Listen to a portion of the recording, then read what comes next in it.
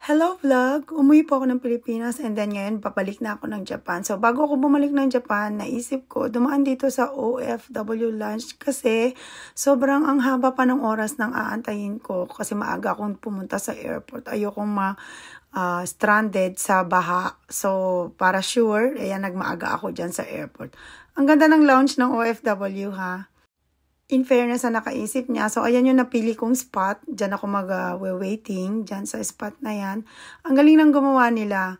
So, may mga chairs diyan. May mga food. May mga merienda, puto, tinapay. May biko akong nasupatan. Kaya lang hindi ako kumain kahit ano. Wala akong kinain diyan. So, meron din silang mga peanuts, corns, and cookies. At mapapansin nyo, meron din silang mga charger area. Nag-charge ako na ng mahabang bonggang-bongga. Meron din silang mga soup. Siguro sopas yan. Mga corn soup, onion soup. Yung mga ganyan pa. Hindi rin ako kumain kasi hindi ko nga feel kumain. So, meron din silang drinks. Ayan, iba't ibang klase ang drinks nila. Sobrang nakakagaang ng buhay itong naisip ng airport na to. So, ayan, gumawa na muna ako ng aking tea. At meron silang cream sa coffee. Yun ang pinakamaganda doon. So, ayan, gusto kong i-flex talaga. Magaling ang pagkakagawa nila dito. Maganda siya at nakakatulong sa mga OFW. So, ayan, dyan ako mag-green tea.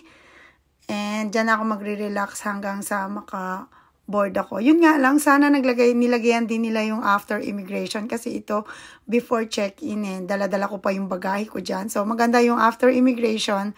Meron ding lunch para kasi matagal din mag-iintay before boarding. Pero okay na rin to, maganda siya. Nakatulong sa mga OFW at nakaka-relax. So ayan, magre-relax muna ako dyan. Thank you for watching guys!